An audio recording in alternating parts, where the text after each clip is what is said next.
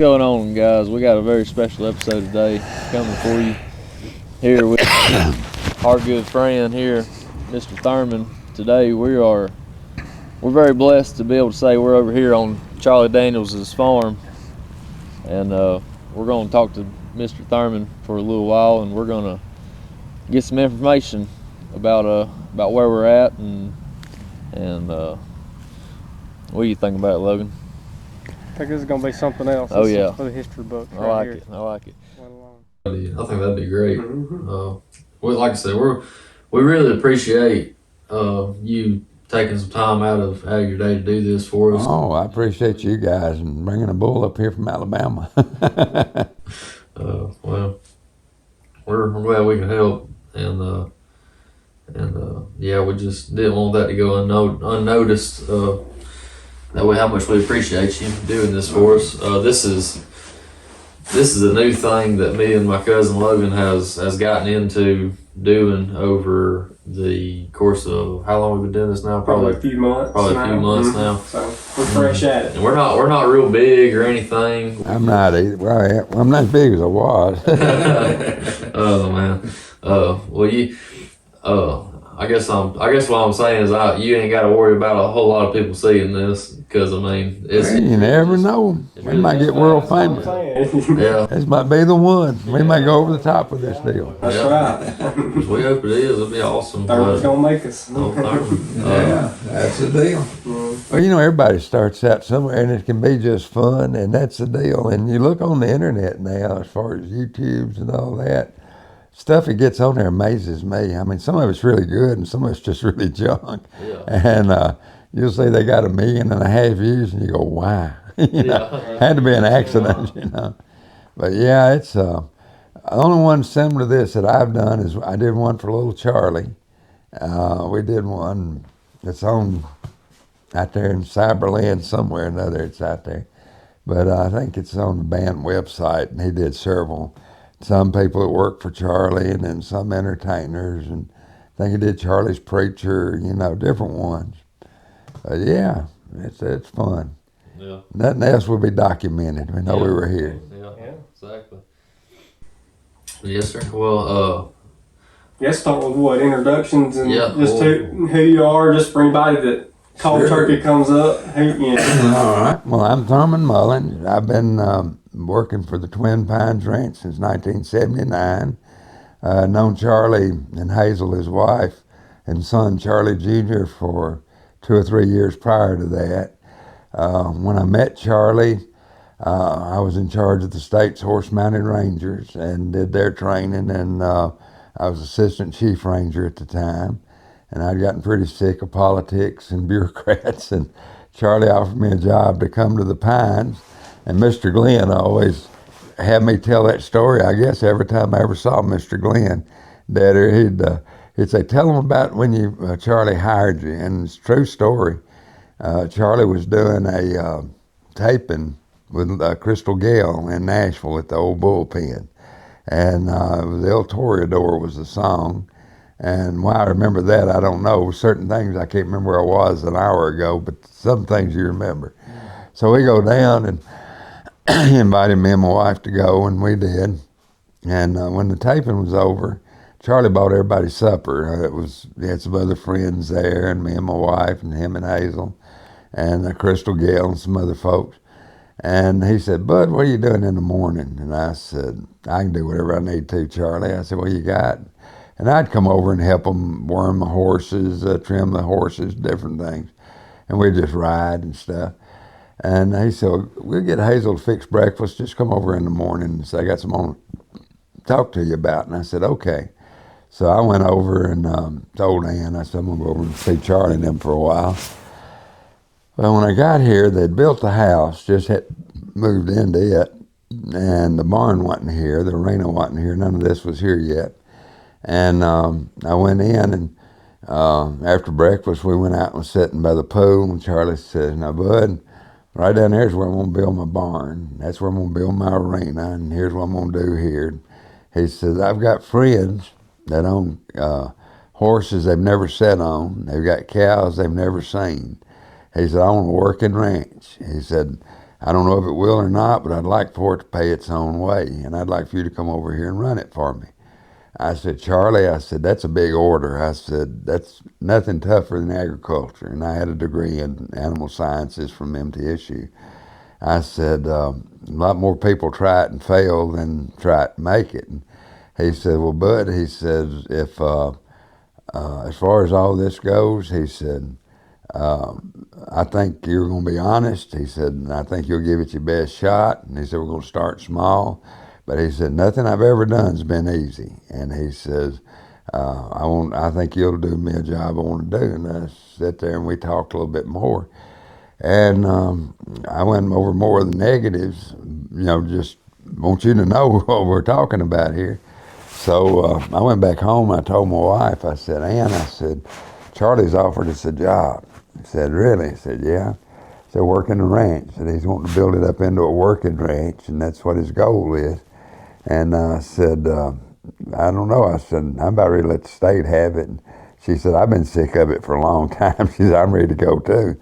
And we had 3 little girls at the time, and I was gone about as much as I was there, just with the state stuff. And she said, I'm ready to go if you are. And I said, well, I'm about ready. So I came back over and told Charlie, I said, we've talked about it, Charlie, and if you want to try it, we'll give it a try. And the old double wide that you came by when you pulled in, the first building on the right was a double wide trailer. Anyway, that's where we moved from the state housing into that double wide. For about 2 or 3 years, we got our house built.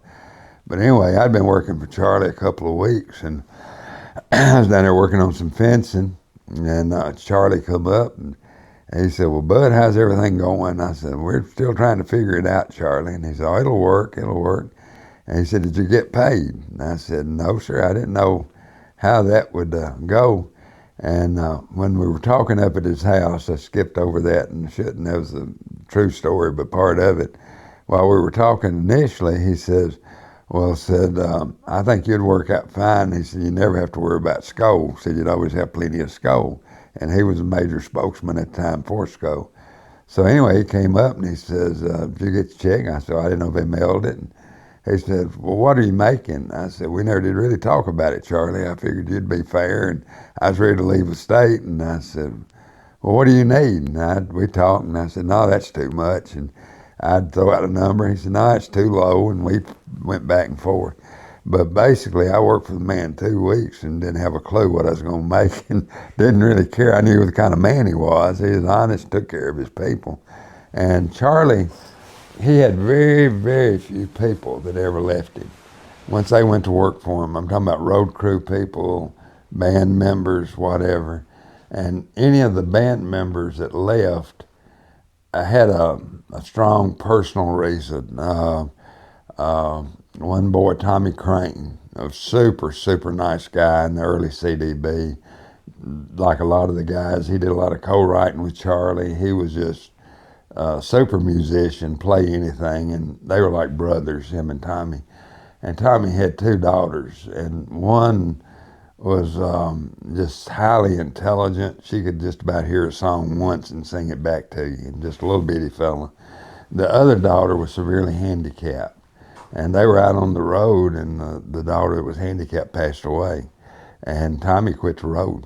And that was the only reason I tell that story is it took something like that for somebody to quit Charlie. I mean, it wouldn't be that they just whatever. And had one drummer that went with Tracy Lawrence, and he could make more money, and that was fine with Charlie if he did that.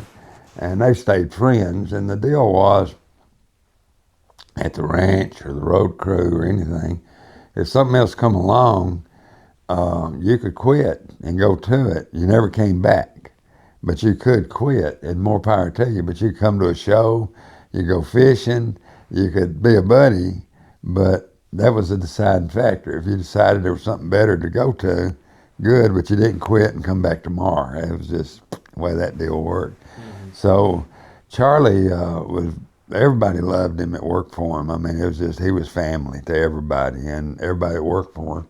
Every year at Christmas, him and Hazel would buy super nice gifts for the road crew and the ranch crews, kids for Christmas. They were good to all of us, the adult employees. And they started out with a party at their house every year.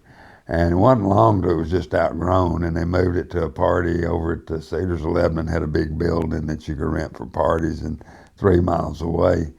And started out with an old man named Pappy Yokel that was just sort of a character here, being Santa Claus. And then his son, when Pappy died, became Santa Claus. Then when Sid got in bad shape health-wise, I became Santa Claus. So I'm not sure. My wife asked me the other day how many years I was Santa Claus. And going back through some of my old pictures, I guess over 20 years. I don't know, a long time, but I was the Santa Claus and had a big time doing it. But Charlie, he loved Christmas. And it was funny. We would go over. He'd want me to be there for the meal. They'd have a big meal, and then they'd talk a while, and then Santa Claus would come in, and they'd do the presents.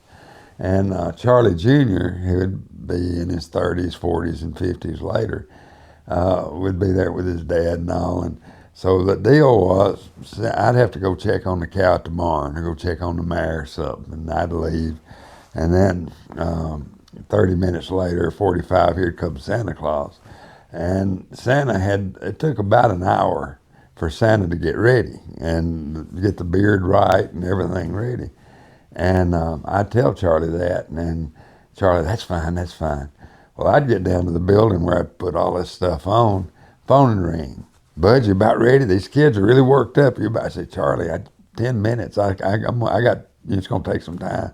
And he would call, and I'd tell Charlie Jr., I'd say, work on your dad.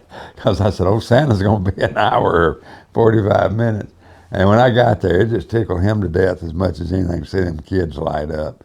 Well, I'd get this big rocking chair by the fireplace, and here would come the kids. They'd call out their names, and what they'd do, little Charlie would tell Big Charlie and hand him the present for whoever.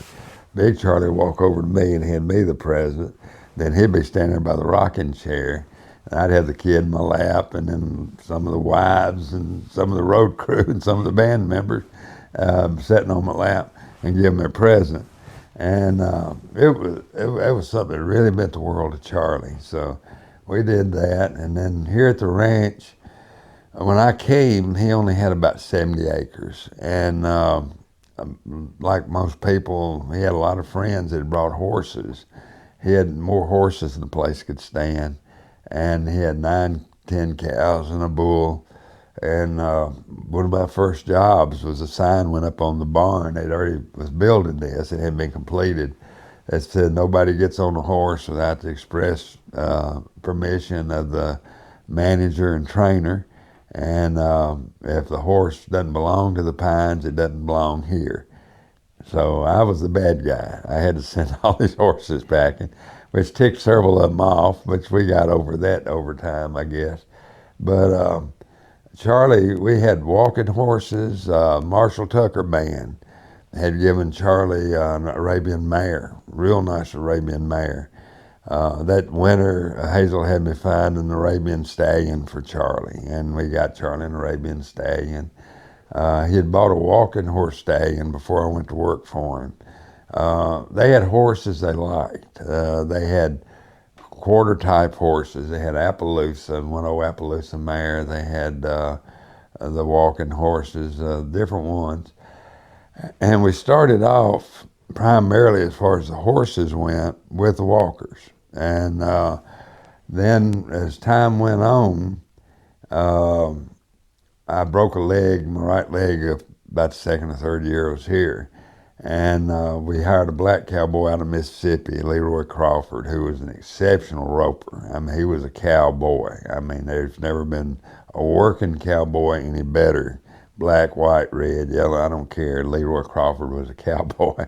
And Leroy had a gift, and I never seen him get rough on a horse, but he could do more with a horse, training a colt or on up, or a mature horse, anybody I ever saw. He just had a touch. He had a gift. And he was good with people. So he's the one that taught all of us team roping. And Charlie just fell in love with that.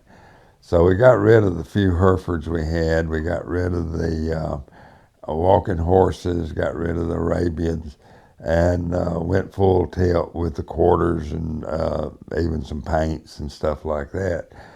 And Charlie was able to acquire more land. He was able to buy 125 acres that joined us on the back. He was able to buy 70 acres across the road and another 25. When he got through, he had close to 400 acres. Then we were buying Corianty steers for $450, and for years, when beef was high, Corianty steers brought $450 a piece, roping for basically $1 a pound. When beef bottom fell out, a Corianty would bring $1 a pound. It didn't make any. You was raising tennis balls. You was raising something for people to play with, train with, all that. So we were buying these steers, roping them out, carrying them to the sale barn, getting 175, 200 bucks a piece. I'm supposed to be showing how we're trying to make a profit. So how do you go about taking these steers that you're buying at 400, 450, keeping them a year or two, selling them for 175 or 200, and you're working trying to make a profit? So we got into looking into it, and Charlie would have me fly somewhere. He'd hear about a Corianty bull in New Mexico. He'd hear about one in Montana. Well, the deal was the Mexican government didn't want Corianty out of the country, and they were kind of embarrassed of them. The Americans didn't really want the breeding stock in the country, so there would be other cattle trading back and forth, but not Corianty breeding stock. And there was always the proverbial Corianty bull they missed. You always heard about that one. Well, you go down and look, and it'd be some old longhorn bull or whatever. And in retrospect, the first cattle to come to the New World were retentas, and they came out of Portugal and Spain, that part of the world. They were little red cattle, dark red, and some of them almost appeared black with red points. But they could go for days without food and water. You could plow them, you could eat them, you could do whatever. So that was the Spaniards' new technology.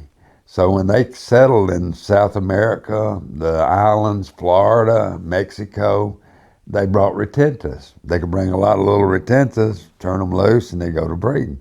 Well, later on, they got to bring in other breeds of cattle.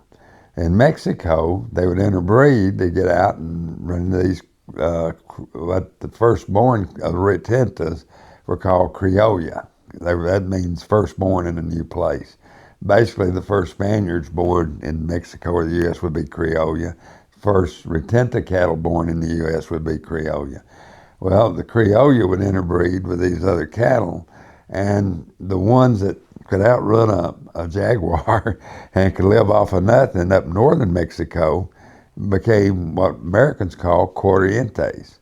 Now, the corrientes in Mexican is any common cow. They could have horns, not have horns.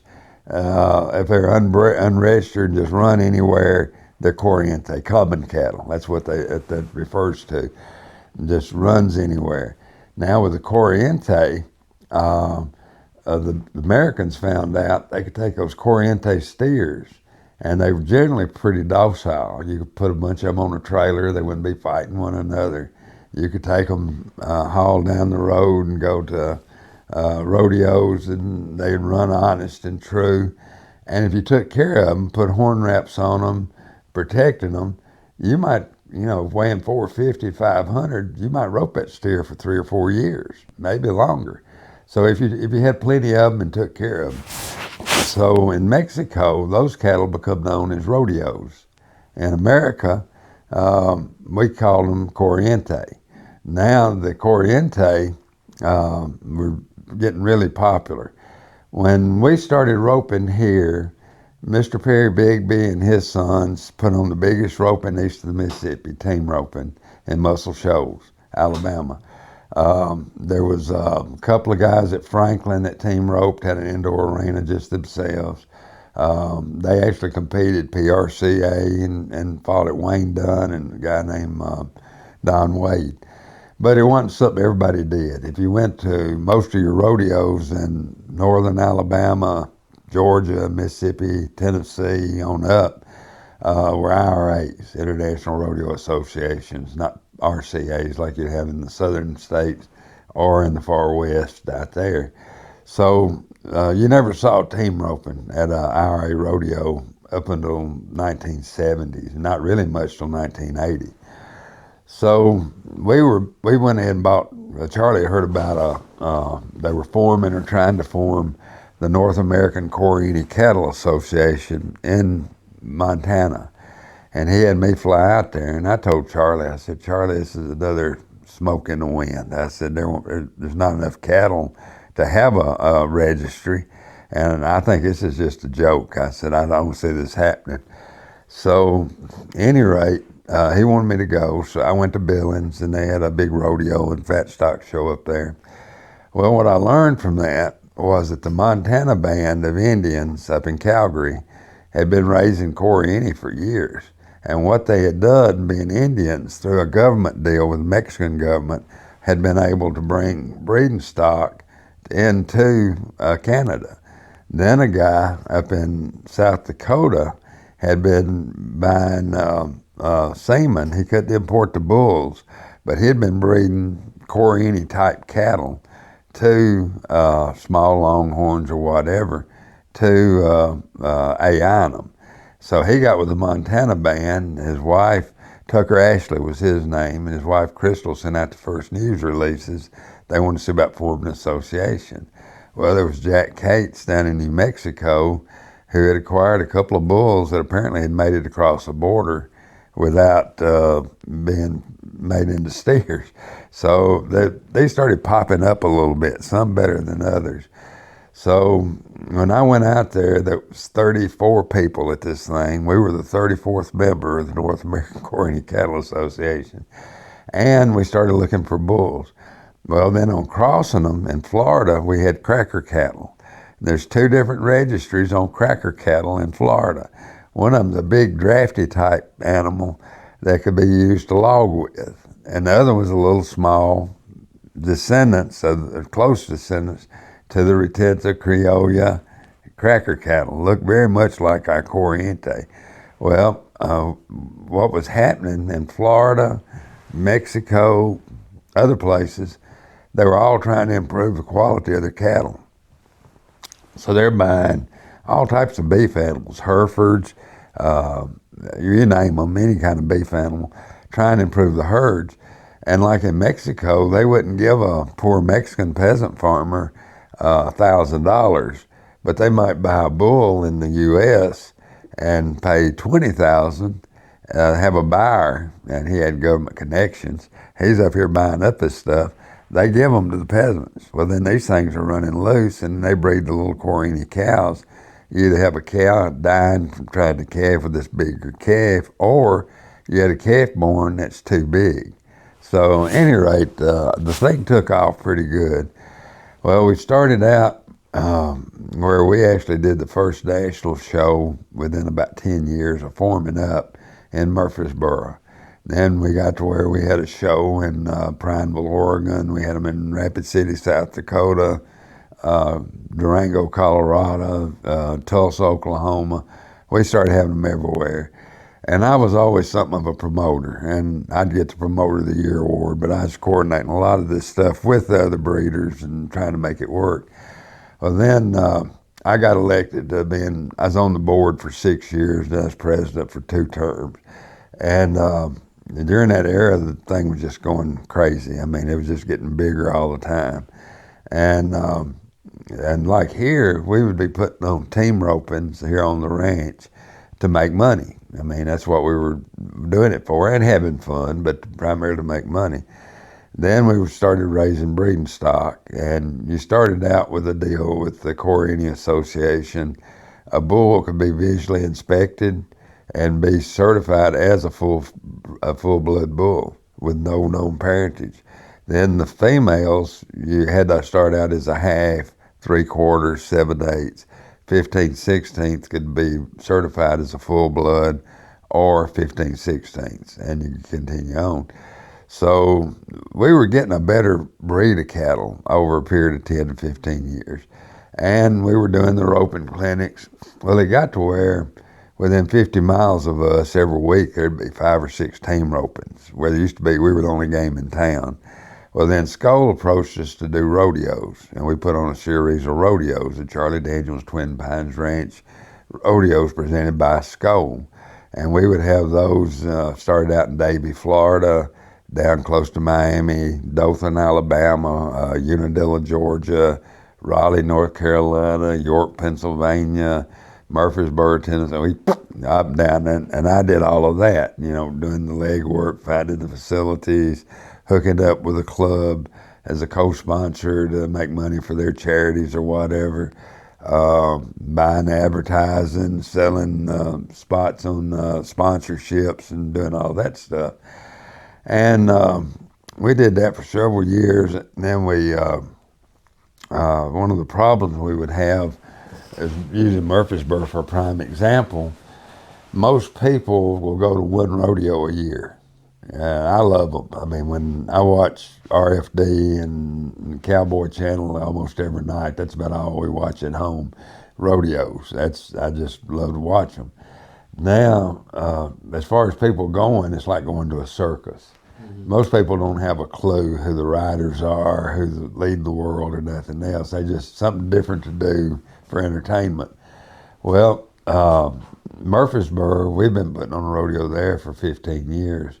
Well, here comes another group in, and they do a building within 3 miles of where we do ours and have a rodeo the month before. All rodeos, I don't care if it's a jackpot, if it's 3 old boys with 2 bulls and a horse, it's the world championship, you know, and every association is a world championship. Well, we were doing ours IPRA, and with IPRA, actually had a good relationship with the PRCA, which is the big one that just had the NFR in Vegas. There's a PRCA. If we were doing a rodeo in Murfreesboro, and somebody approached them to do one in Nashville, they'd check with us to see if it's okay, because we're already established. It would just be considered unethical. If they were doing a PRCA in Dothan, Alabama, and we were approached to do an IPRA in Marianna, we wouldn't do it because it's probably 45, 50 miles or less. It just wouldn't be ethical. And knowing that most people are going to go to one. So this other group comes in, and this was happening all over the country. You start having all these different little associations pop up. I mean, it could be the Deader Rodeo Association or the Mullins Rodeo Association, whatever. And then we're having our world championship rodeo wherever. Well, the group come in over there. The one in Murfreesboro we're doing as to raise money for the Noon Exchange Club charities. And I told them, I said, when they come in and they're doing a world championship rodeo, advertising it, billboards, TV, radio, whatever, a month before ours, we're going to have to double or triple what we're spending on advertising just to hold what you're already making. And I said, I think it's time we cashed in and do something different. Let them have it. You know, the towns let them come in. They don't understand what's going on. So we did 20 in Murfreesboro, and that was the last one we did. We kind of already cutting back. And we took and went from that up to around 2008. And we're still breaking and training horses for the public. We're raising horses. We'd gotten into cutting real heavy. Our big thing was always rope horses, working cow horses and roping horses. Had good blood as far as, I had one stallion here, Pancho Sandbar, was an old son of Pepe Sand, whose stud fee on Pepe Sand was 20 grand. His mother, this Pancho Sandbar stud we had, his mother was Ms. Doc Barr, who her daddy was Doc Barr. You know, everybody always in the quarter horse world likes to pull out their papers and go, now see, he's out of Doc Barr. Well, if it had another 2 inches of paper, you could see him, but he's actually out of Doc Barr if you went back far enough. Yeah. This colt was a grandson of Doc Barr.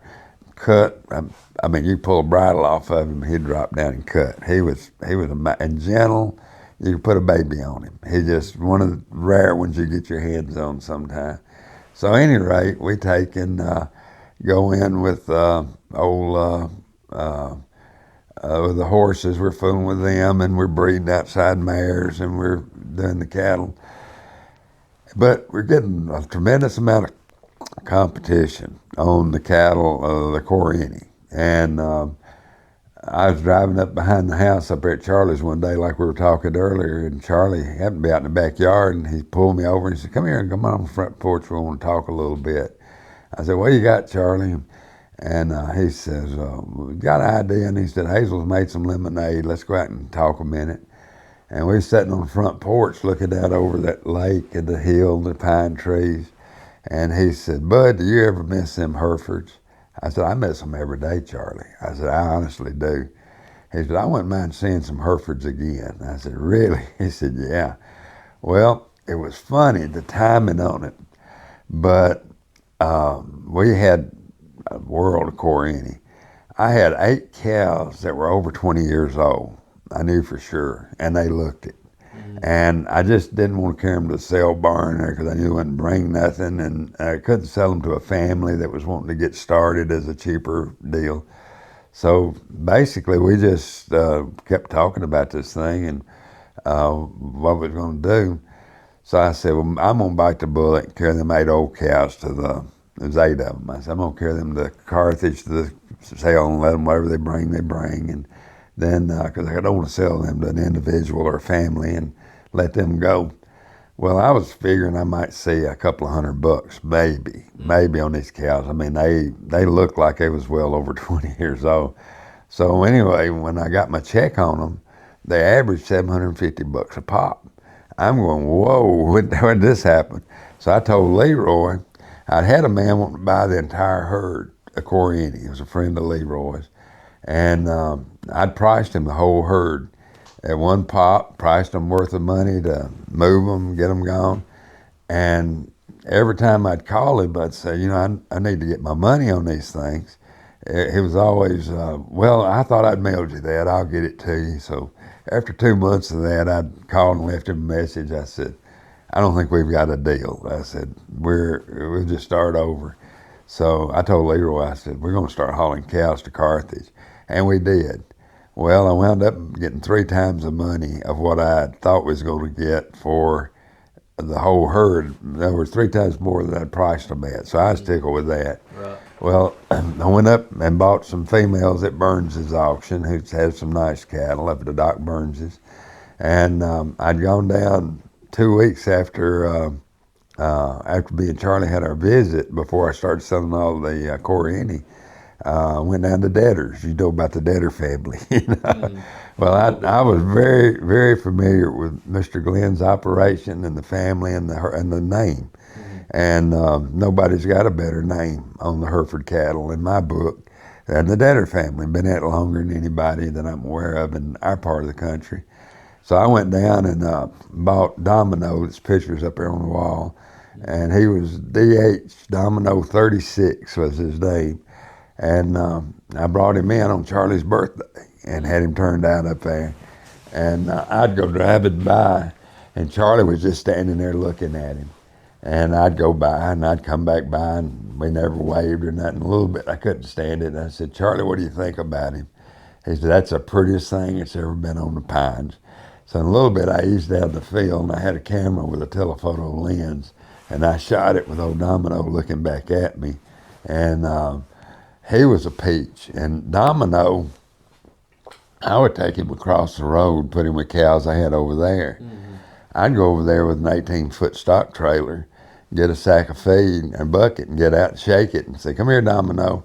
He'd walk over to me, walk up on the trailer. I'd pour some feed down, walk out the door, come around and shut the tailgate on him, bring him. I didn't have to rope him, didn't have to pin him. I mean, you could catch Domino anywhere you wanted him. They'd be shooting a photo shoot for an album or for a magazine article or a commercial or whatever. And Charlie'd say, "Bud, could you have Domino down in front of the barn?" And I go, "Sure, what time do you want him there?" "Oh, about 10 o'clock. Well, I'd go out and find him. I'd take a bucket of feed, and he'd follow me back up here, and I'd put him kind of where I wanted him. And then, I mean, he wasn't like a super trained pet or nothing, but he was spoiled rotten. Right. And then they'd want him up by the pine trees. I'd say, it'll take us about 30 minutes. I'd take old Domino, he'd follow me up on top of the hill. I'd give him a little more. So he was getting plenty of feed, but he was a pet. And then when we lost him, he died here, and I hated it. I mean, it was like losing a person almost.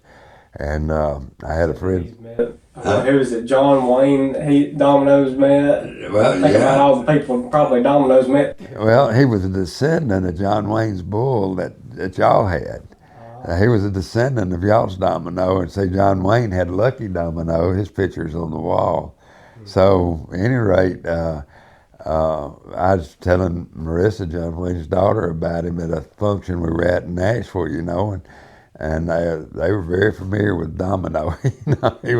He got world famous around this joint, but he was Super Bull, and I don't know. It's sort of like right now I've got that advanced bull that we saw earlier, and I know what I need to do with it. It's a business decision because I mean his time's done here now, but he could wind up across the road with 4 cows, and he's not as good as Domino. But if y'all say, well, I'd like to get a picture before we leave of that advanced bull you bought down there from us back so many years ago, we can go over there with a little bucket of feed, and I mean, you'll have to kick him off so you can get back far enough to get a picture because he'll want to get in your pocket. See, I mean, in a good way, seeing if you got anything else for him. But he's been a great bull. He's put plenty of good calves on the ground. We've been real pleased. He was actually, I had another advanced bull that I got from y'all. I drove down and Perry went over and we loaded him up and bought him one year. I couldn't make the sale that year for some reason. I busted up or something. But he was a super nice bull. Looked a lot like this bull y'all just delivered. But I had a guy wanting him, and money's money and in that case. And I kind of, in the back of my mind, I still think that maybe somebody's going to call out of the blue and go, you got an old Hereford bull you would sell? And I'd go, well, I really don't want to, but I might. But he's been, I don't have any complaints on him. He's been easy to handle. He's been a good bull. And usually what I do with all of them, I'll put them up there in that pen for 3 days or 4. And then I'll go ahead and put them with some of the cows. And then doing that, I've never had problems with them. And the cows will come up to eat now. You've seen how they are. The bulls will come up to eat.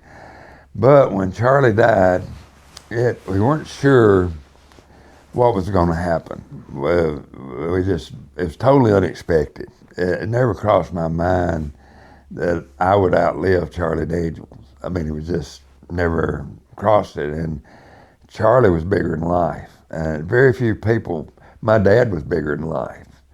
I can think of maybe 5 people. Gary Parks I was in Vietnam with. He was bigger than life. But most people, when you get down to it, are people. They're just nice people, humans or whatever. But Charlie was legendary. And yet, when he was around, he was just Charlie. And you didn't get that sense of my kids. I tell that story a lot. Amanda, my youngest daughter, when she was about 5, and she was the baby of the bunch, we would go somewhere and people invariably knew I worked for Charlie. And they'd say, do you know who Charlie Daniels is? And yeah, my daddy works for him and all that. And Charlie would come to the barn. He had a big old horse named Rebel. And Amanda called him Bibble. And that was the little girl. And she'd say, Charlie, we want to ride Bibble. And he'd say, all right. And I'd say, Charlie, I'll get that horse out. And you ain't got time? No, I got time. And he loved kids. And he'd go get old Rebel out. He'd saddle him himself. And I'd hand him Amanda, Jenny, and Melanie. And he'd ride them around for a while or whatever. And we were somewhere, and somebody asked him, said, do you know who Charlie Daniels is? And Amanda said, yeah, he's this big man, works for Daddy, but he ain't never there. and that's how they looked at it. And they grew up with Charlie and Hazel, and he was just another, like granddaddy really to them. And I think everybody that worked for Charlie, all their kids, that was like Big Charlie was Big Charlie. He was just special, you know. He's like a granddaddy or something. But at any rate, we didn't know if Hazel was going to try to keep the ranch or if she was going to sell. You know, she had a lot of stuff going on mentally and just with her emotions, and little Charlie as well, what was going to be done. And the bookkeeper had told Hazel that Charlie had told him that if he ever passed, he wanted the band and all that dispersed in 2 months. So the last day of August, Charlie died on July the 6th, 2020.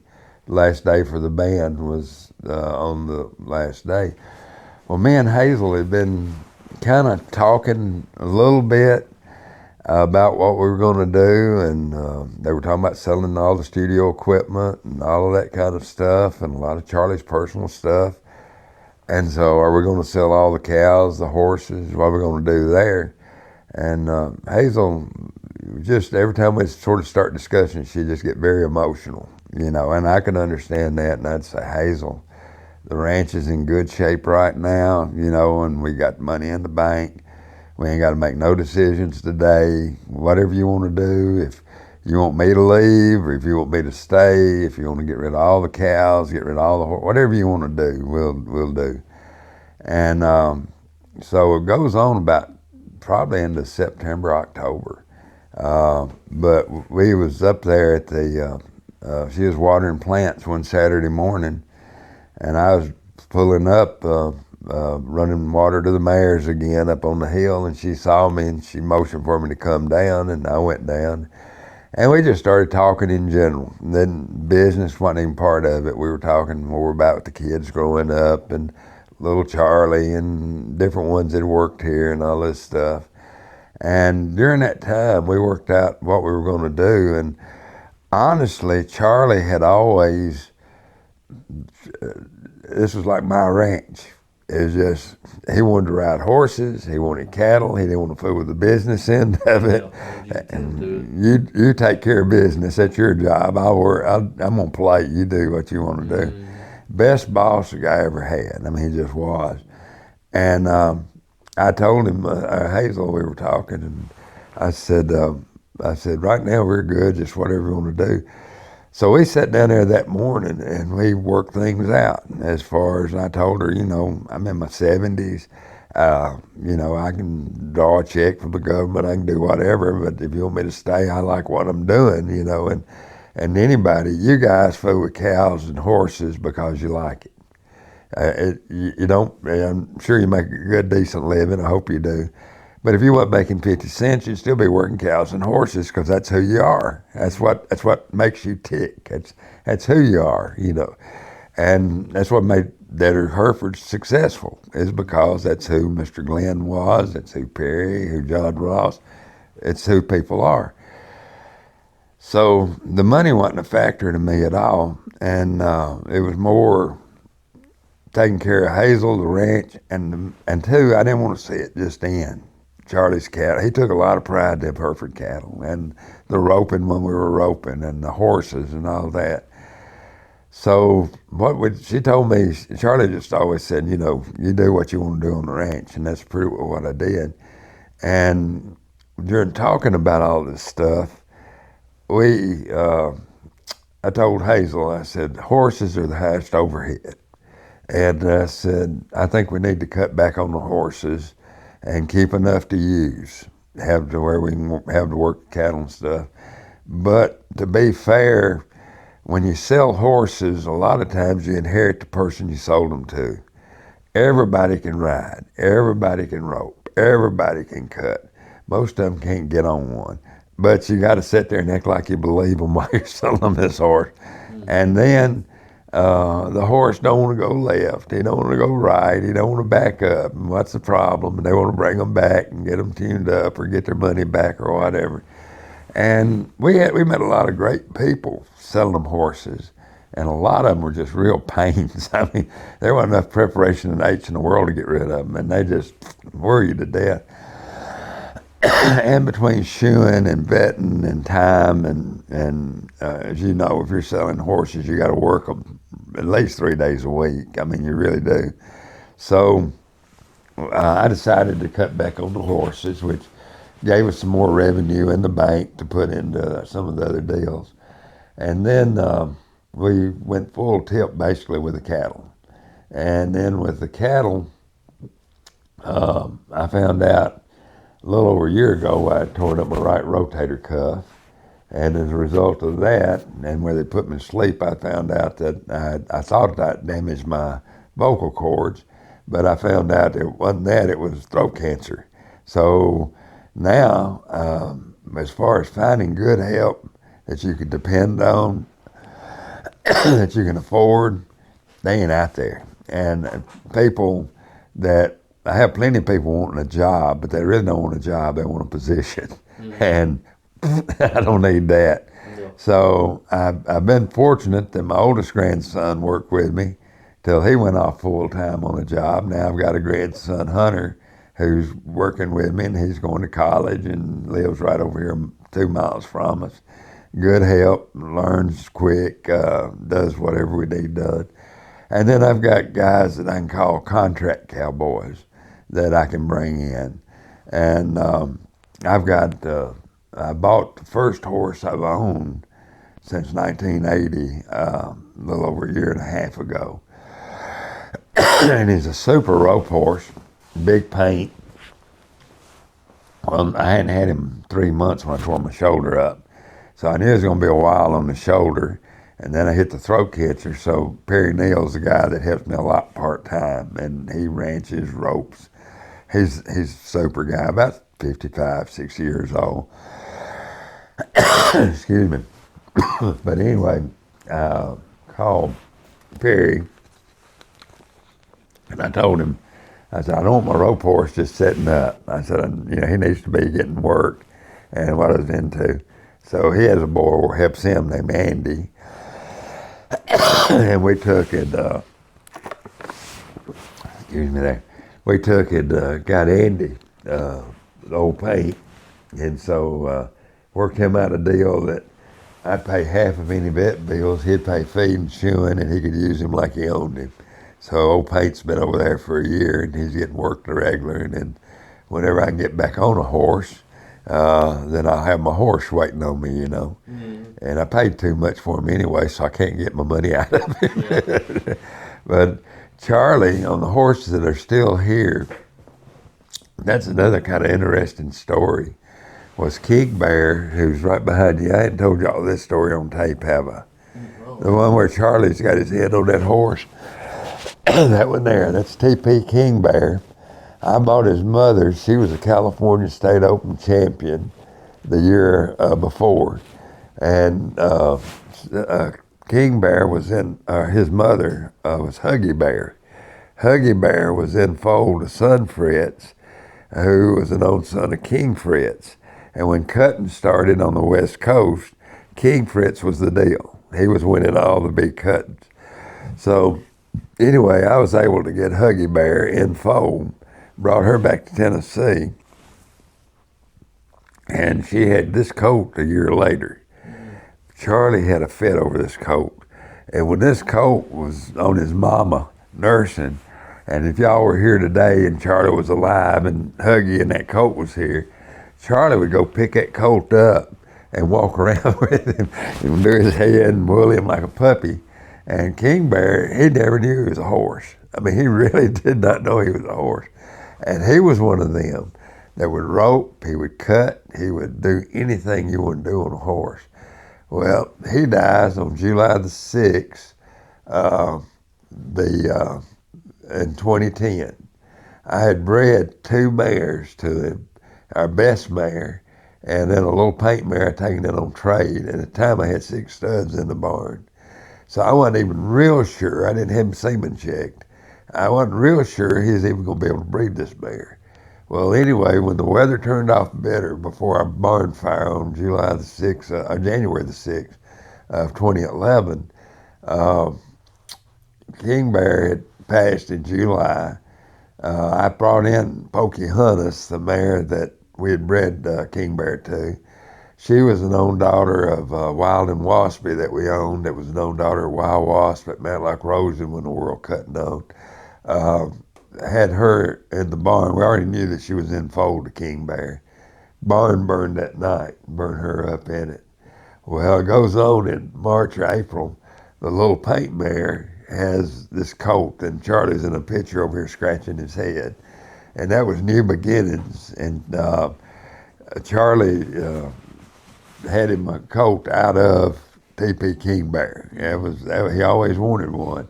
So Beginnings is back here on the back with these other horses now. So I kept Beginnings. I've got a picture of Charlie I made on Charlie's 80th birthday. That was 3 years before he died, of him on Beginnings all decked out, and he's on the cover of an album or two and all of that. But I kept him, I kept Beginnings, I kept a horse named Manassas. That was a real good rope horse that the people down in Lincoln County, I don't know, you probably met Jerry Mansfield at some point in time. He comes down to Debtors to the sales sometime. Jerry, he lives in Fayetteville, and Charlie was playing the Lincoln County Fair on their 100th anniversary, and they gave Charlie this colt, Manassas, and he made a rope horse. And then I've got old Freckles too back there, and he was the last horse Charlie ever rode before Charlie passed. And so we just got 4 horses, and there was a time that we would have anywhere from 50 to 100 head. Mm-hmm. We would be running 30, 40 brood mares, 50 brood mares, and we bought horses at Medlock Roses. We bred mares to Dry Dock. We bred them to Mr. Sandpeppy, Peppy Sandbatcher down at the King Ranch. We had the blood. And you know, Pancho Sandbar was bred out there, and he was one of the greatest horses we had. King Bear was bred out there, and he was one of the best horses we ever had. This picture right behind you of Charlie on that old gray horse, if somebody could give me a 4-year-old out of all the horses that's ever on this ranch, that's who I'd want, that gray horse there. He lived to be in his 30s. He'd rope, he'd take care of anybody that was ever on him. And he was the original Freckles, and he lived into his 30s. And that was, they shot a TV special, 2-hour TV special called Wrangler Cowboy Country Christmas. And then that's Chris Ledoux on Little TVO back behind him. And then Doug Caldwell's a friend of ours from Georgia, was had to be wrangling the chute. The fellow with the purple shirt on, you can barely see his face. That's Jim Shoulders, that was multiple world champion cowboy. But they had Baxter Black, cowboy poet, here for that shooting. They had Ted Noose, was world champion bull rider that year. Had Ty Murray, that was world champion cowboy several times over. They were all here when they made that TV special. But to have a horse that I could just not worry about lights, cameras, people running up behind them, getting under, flash cards, mirrors, and all that. Freckles was the man. Well, that's a lot of information to take in all at once, right there. We're gonna probably shut this one down. We're probably gonna go up on top of that hill now. Yeah, but before we end this, if you could real quick, if you know, just off of status of people for just the viewers of watching, you know, who all in as far as maybe famous people goes have been on this ranch. Oh gosh, there's been a ton of them. Well, there's George Strait over there on the wall. He's kind of famous. And then, we were talking about Dean Cain, who played Superman, and his dad, his dad directed Young Guns, all of that. Baxter Black, cowboy poet, he stayed at my house several times and been over here at the barn. Rhonda Vincent, her group, Brenda Lee, has been all over the world, singer. Rock Around the Christmas Tree is probably what most people know Brenda for, and had a multitude of songs. Brenda actually tried to get her record label to pick up the Beatles, who had opened for her in Germany and England, and they didn't like the sound of it and thought they looked kind of weird, and they said nope. And then like a year later, the Beatles are all over America. Mm-hmm. But they didn't listen to Brenda, and they missed that one. But then, oh gosh, it's hard to say. There's been a ton of folks come through here over the years. John Rich, Passing through and whatnot. yeah, John. He did the last tape recorded interview with Charlie. There's a picture of John with Charlie and old Freckles too up here on the wall. They did that one on probably 3 weeks before Charlie died, maybe 2 weeks. And then, gosh, kind of off the top of my head, I'm a little bit drawing a blank right now, but just about, you name them, they've been here. You know, I mean, it seems like a lot of them. That's amazing. And most all of them were just super great. And again, it's funny.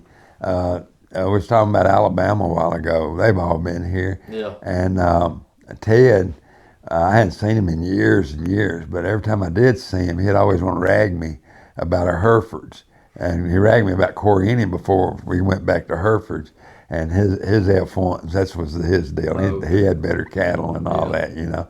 Yeah. And we'd cut up and visit on that. I sold him a mare one time for his kids. Country Luck was a mare I sold him. But Ted spent the night up here at the house. Him and Charlie especially was good buddies.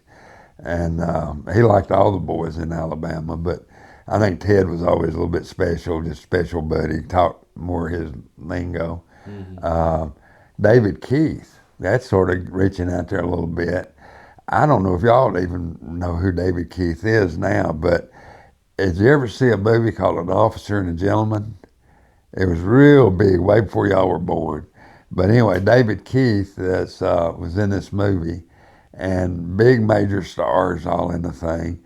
But in the movie, he winds up, he's going through officer training to be a pilot, and they're up in wherever they were doing through their training. And they always had these girls that lived near there, worked in factories and stuff, trying to marry a pilot to get her out of the factories. And some of them were nicer than others. But anyway, David's girlfriend in the movie takes and is definitely using him. There's no question of that. And he winds up committing suicide in the movie. Well, then he also did a movie. It was about the cowboy, Indian in the Cupboard. Have you ever saw this? Like a kid's movie. And it had these toys, and it had the Indian in the cupboard. Well, he was a cowboy, and the Indian in the cupboard. And he did a ton of movies. He came down here one time, and he's from Knoxville. And a lot of movies, if you look up David Keith, he's been in a ton of them. But David come down, and the pen had gotten muddy, and he never had rope before. And so we put him on an old gentle horse, and they got down there and rope, played in the mud, and David was just covered. And he said, was getting ready to leave, and he's going to fly back to Knoxville. And I said, David, you bring any more clothes with you? And, nah. I said, my clothes are going to be too big for you, but you're welcome to borrow them. You know, at least they're clean.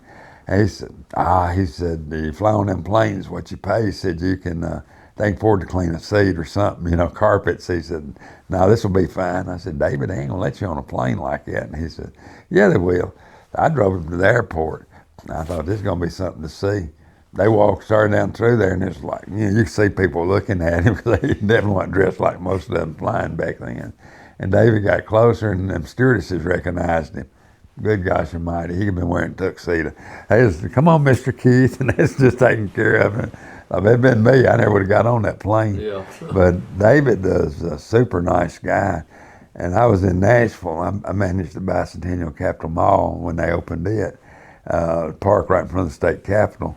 And I had a buddy I thought a lot of. I'd met down there in planning, and named Jack Gilpin. And I had a bunch of my pictures hanging up on the wall of different celebrities I knew and stuff. And somebody said something about him. He says, you don't know David Keith. I had one of me and David up on the wall. There's just a picture of David, and he had signed it to me. And he said, you don't know David Keith. I said, yeah, I know David. And I called this boy Captain Jack. Mm-hmm. Well, I hadn't seen David then in 4 or 5 years. And that night I was here in the barn, at the old barn, and the phone rang, and I answered it, and there was David. And there was something that he was wanting me to get a hold of Charlie for him, you know, something wordy about something he was doing. And I said, would you do me a favor, David? He said, anything. I said, could you sign a picture to Captain Jack and send it to me at this address? And I gave him the address, and he said, sure. About 3 days later, there's this address, Captain Jack. I mean, this autographed picture. And Gilpin was down there. I said, I got you a present, Gilpin. After that, I could told him I knew the Easter Bunny. He was there. Yeah. But yeah, this old building here, we could go for hours on this place. Yeah. There's a lot of different ones. Had some big times. Did you ever meet Donald Trump? No, I didn't. Not Donald. I met his son. I met his son up here just last year, and then his son came through doing another deal, and down here at the high school, they'd called, and Hazel and little Charlie went down and had lunch with the son down here. But when Charlie died, Donald Trump called. He said a recording to play at the funeral if they wanted to. Don't have to, but if you'd like to.